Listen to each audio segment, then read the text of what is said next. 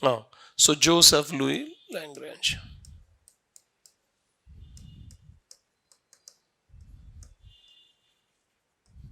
So hence we have, identified that, we have identified that, we have identified that, we have identified that, we have identified that. So say for example, these are the points, and where Aditya L1 is going to be launched? Here L1, so that it will not be affected by the moon, Earth. What if it is there within the, Earth moon system? What if somewhere here it is launched? Then it will have a problem in what? Watching the sun without any interaction of the moon. It's not possible. It's not possible. So now it will be very much possible, for the satellite to have a clear view of the sun, because it's meant for studying what? Sun. Now this one, what is called L2, is a place where this particular satellite or otherwise telescope called James Webb telescope was launched, so that it has its own independent position without being much affected by the forces of what? Sun and Earth. And thereby this is the place where we have launched the satellite. Okay, now or otherwise the telescope, James Webb telescope. And when did we launch? When did we launch this? So when did we launch? We launched on December 25, 2021. The James Webb telescope, space telescope, was launched on Ariane 5 rocket. Ariane 5 rocket from Kourou in French Guiana, South America. South America. So Ariane rocket of Ariane space.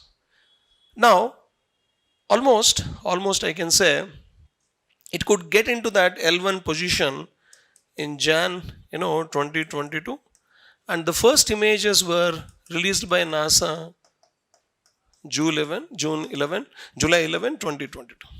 The first images from James Webb telescope, space telescope, was released by NASA on July 11, 2022, and we had some information about the distant systems, and I'll come to that point also later. Now, what exactly is this? The James Webb telescope has a very good area of, look at so these are the like mirrors, optical mirrors, by which are gold plated beryllium, which is nothing but made up of gold plated beryllium mirrors. A total set of 18 hexagonal mirrors have been arranged, and covering an area of 6.5 meters in diameter, which is very larger when compared to the 2.4 diameter of Hubble Space Telescope. Now this is the collecting area, collecting information from what? Collecting information. What do you mean by information? Collecting information from distant galaxies in the form of what? Light. And which light here? There again there is a difference between what? Both. Okay, I'll come to that. So both Hubble space as well as the James Webb telescope.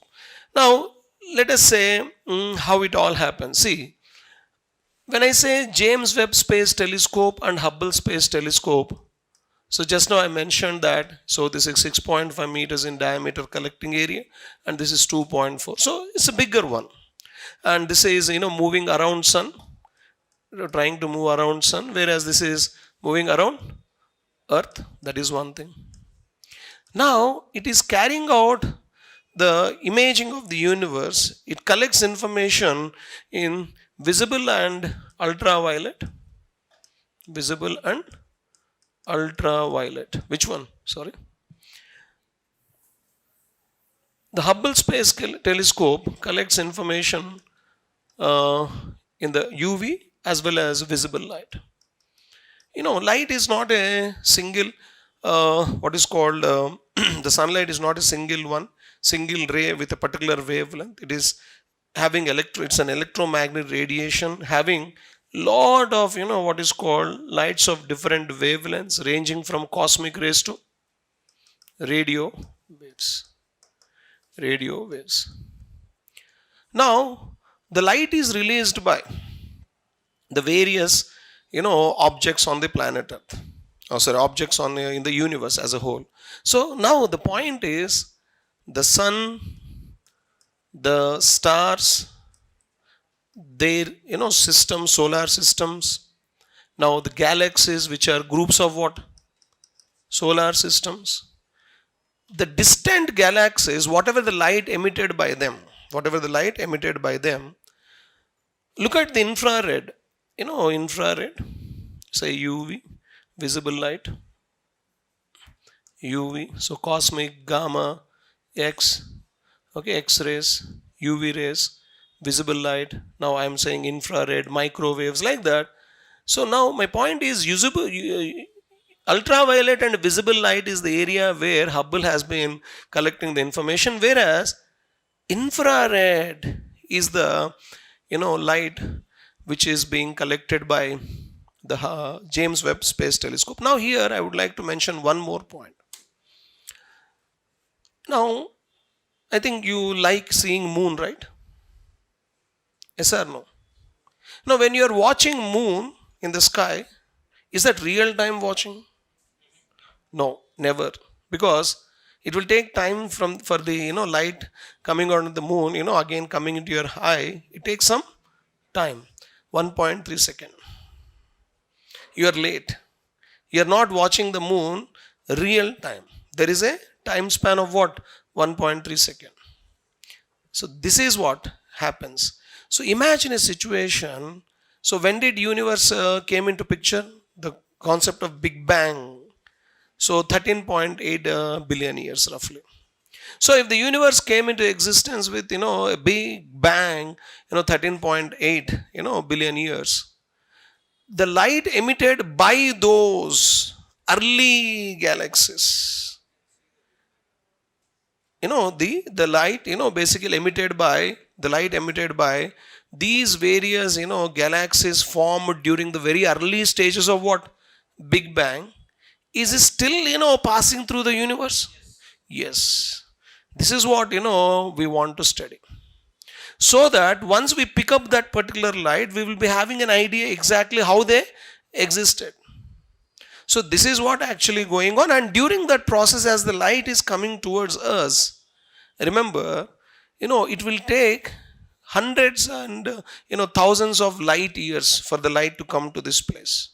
And this particular James Webb Space Telescope will be collecting such light. And remember, as the light is passing through the space, don't you think that this light, as it passes and passes and passes, it will expand in such a way. So hence gradually what happens is the infrared light is coming from the distant places. So distant places, that is the wavelength of the coming light increases, and hence infrared and wavelength. Why wavelength increases? Why wavelength of the light released from distant galaxies increases? Why? Because of the expanding of what? Universe. And thereby, rather than UV and visible light, infrared light will give complete information about what? The distant and ancient galaxies. Ancient in the sense taking into time this one.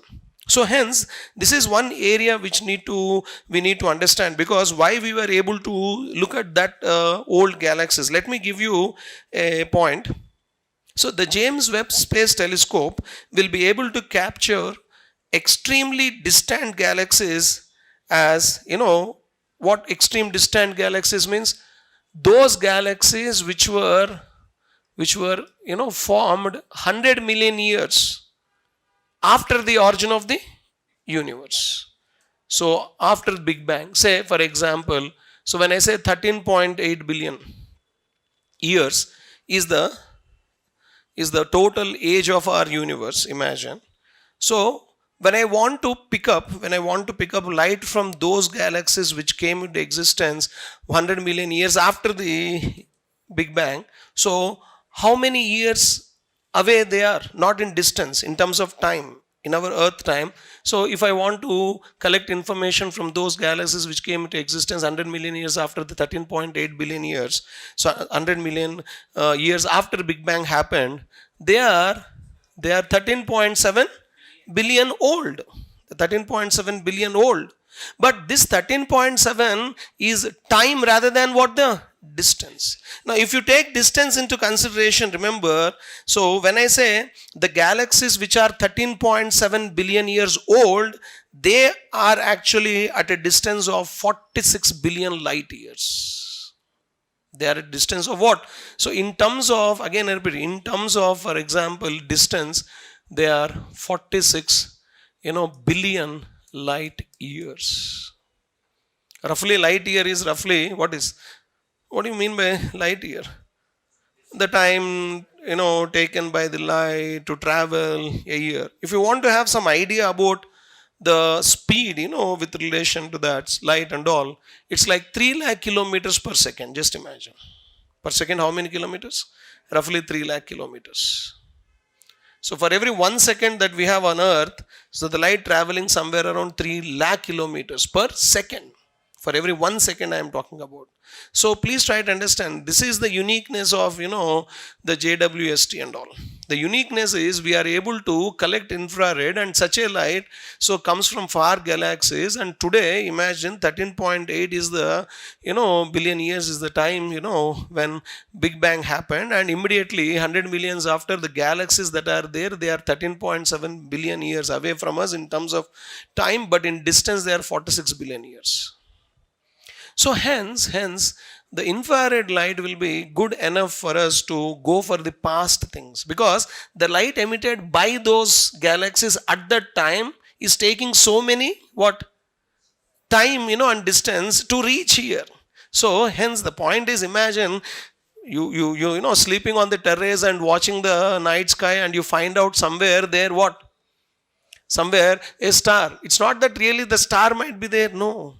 By the time the light received, is received by your eyes, the star might have died. So hence, it's not real time. If you couldn't watch the moon in real time, how could you say that you can watch a star real time? It has been some billions of years. Again, I repeat, if you are watching a distant star, remember, so the light which was emitted by that star, it took some light years to come to you, so that once it enters your eye, you are able to see that star. Indicates that by the time you are seeing it, it might have been collapsed as such, because stars too die. So this is the concept here. So hence understanding the things in better way will help us to understand the significance of such projects. So hence, this is what just I wanted to drive you here. Now, the point is, today if you observe as a whole, there are some information, like say for example, as soon as the images of the James Webb telescope started coming, we came to know about certain things. For example, beautiful images like say Carina Nebula. What is a nebula? A cosmic, cloud of dust, which we call. And so Carina Nebula is one such thing. It's an young star forming nebula, almost 8,500 light years away. So it's, young star forming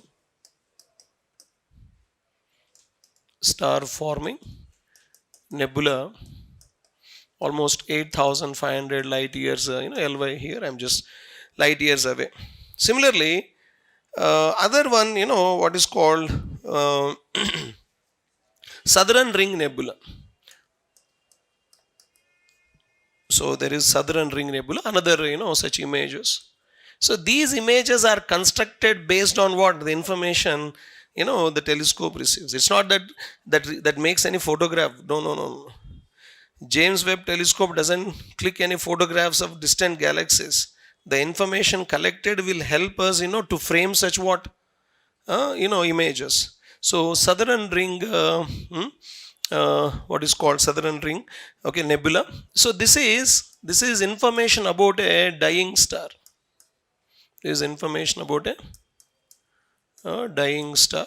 So in other words, Southern Ring Nebula is a cloud of gas and dust Southern Ring Nebula is a cloud of gas and dust, hmm, released by a dying star, almost 2500 light years. 2500 light years. Now there is again, what is called Stephen's quintet. Stephen's, quintet otherwise. So what exactly it is? This uh, is a great display of 5 galaxies. It's a great display of 5 galaxies. 5 galaxies with colliding gas and dust clouds.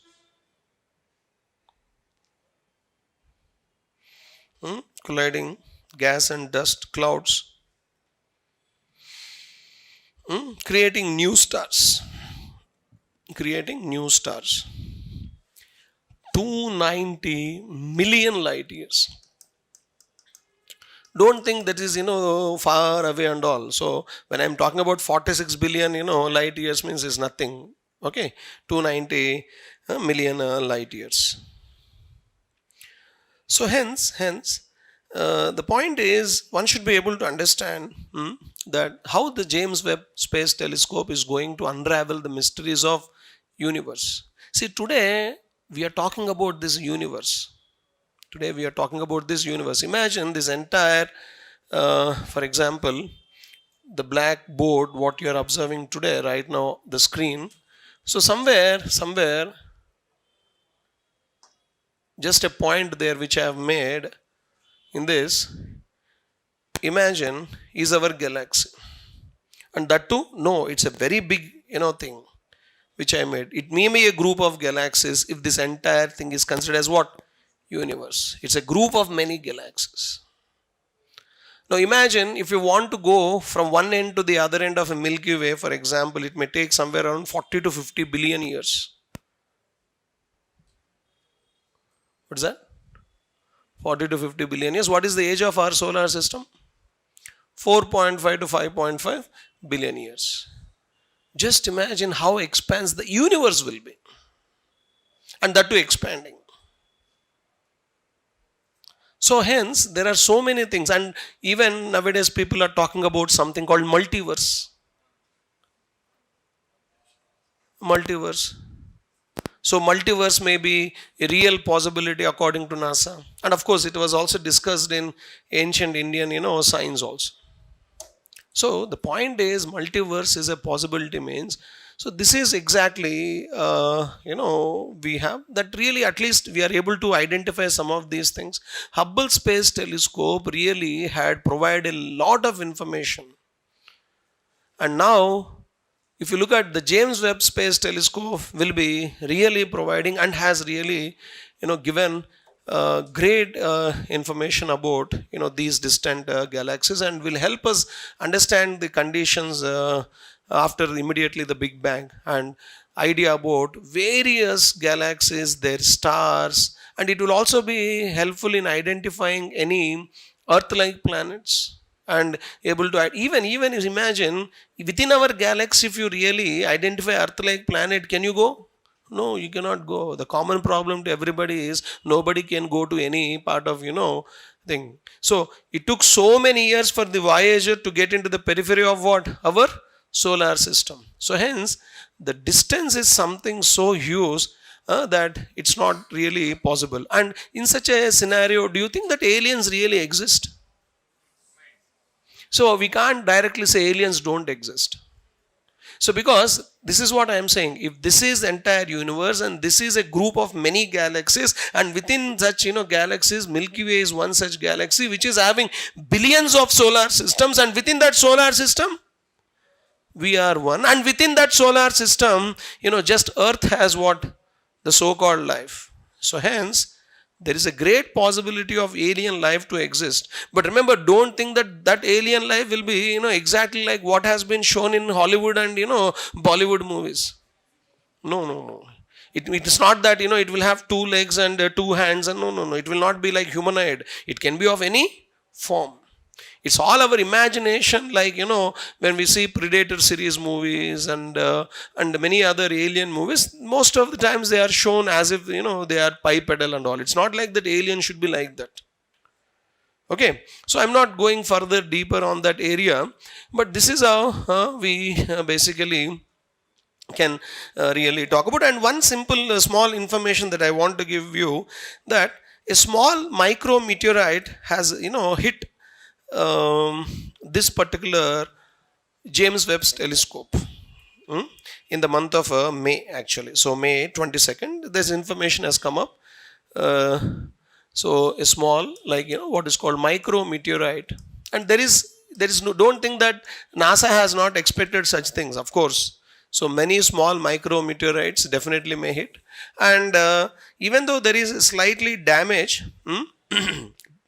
but this is not going to really stop the James Webb Space Telescope to collect information. Okay, whatever may be, this is about the James Webb Space Telescope. Of course, the standard question format is what? So what exactly is this, and what are the objectives of this, and of course, what is the significance of James Webb Space Telescope, how it differs from Hubble Space Telescope.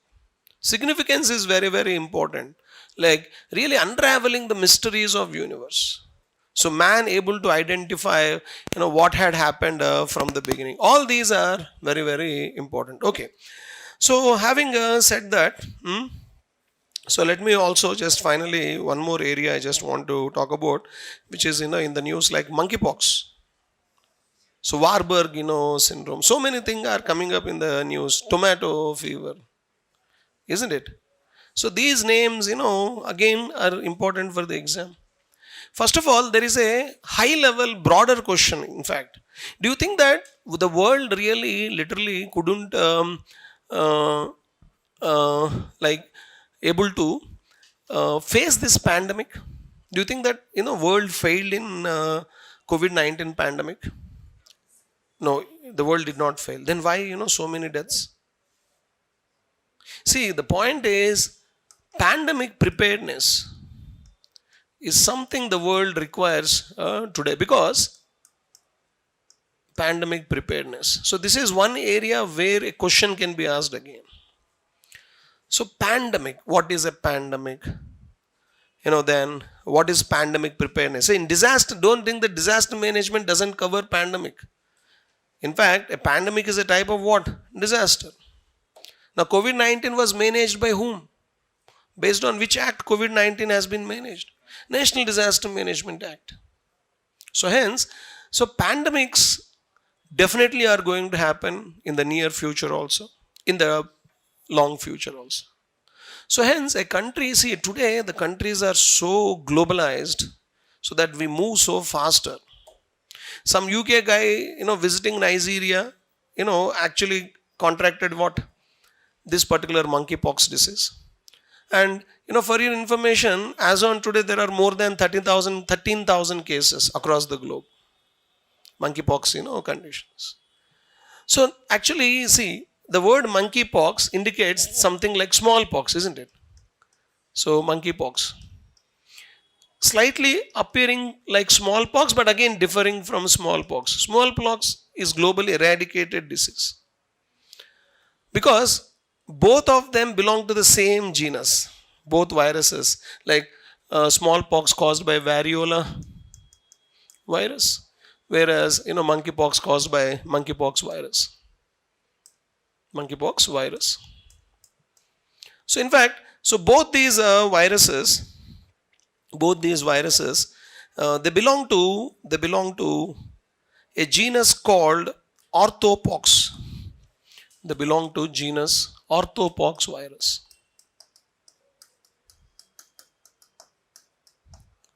Orthopox. Few days ago, there was the first case registered in which state? Now Monday registered second case. Yesterday, registered a second case. So hence, the point is very clear that, see, whether we will be successful, yes, in controlling this, containing it, and it's not, see, it's a mild, basically, disease, but there are certain, symptoms which appear to be completely different from that of the smallpox. So now the monkeypox was first discovered in 1958. It's a zoonotic disease. So what is a zoonotic disease? A disease, it's an animal disease that gets into human. So zoonosis, SES, otherwise zoonotic disease. Now, and remember, basically, this particular virus enters by coming in contact with the meat of the animal, body fluids of the animal, which is affected. So, and human to human transmission also happens, direct contact, for example. And even droplets also are considered to carry the virus, the monkeypox virus.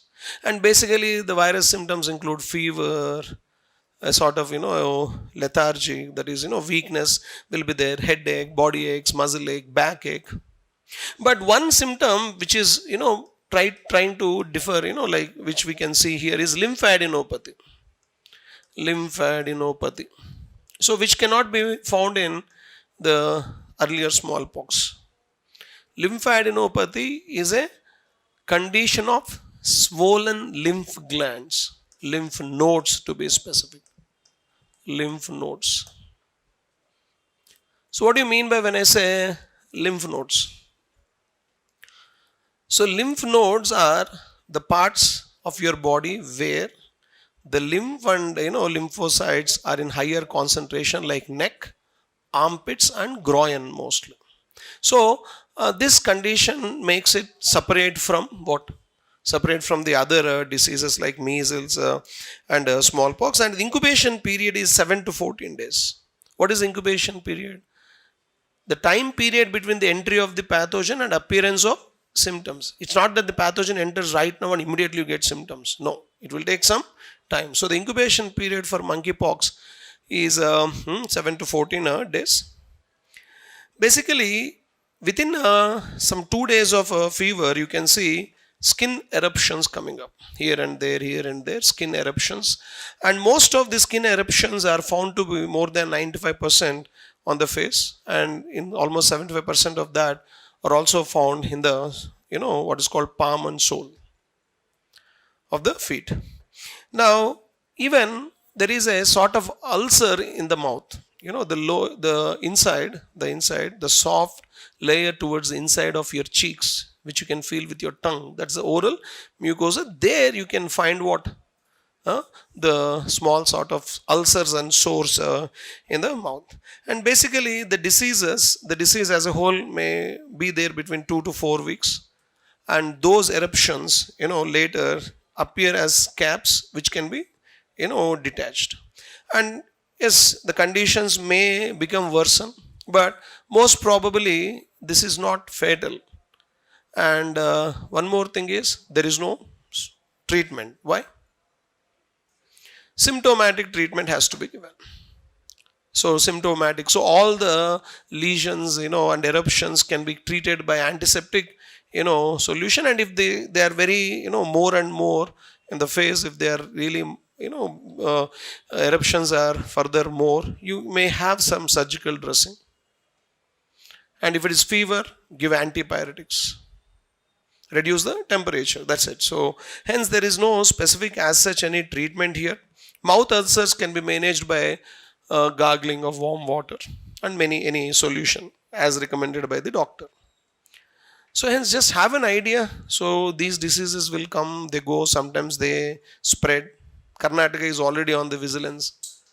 So because it may spread faster into the neighboring state from, that is Kerala. So hence this is about the monkeypox, small information about the monkeypox. And further you can have furthermore many much information about the new other disease also. Okay, so I'll stop today. We will meet next week with some more.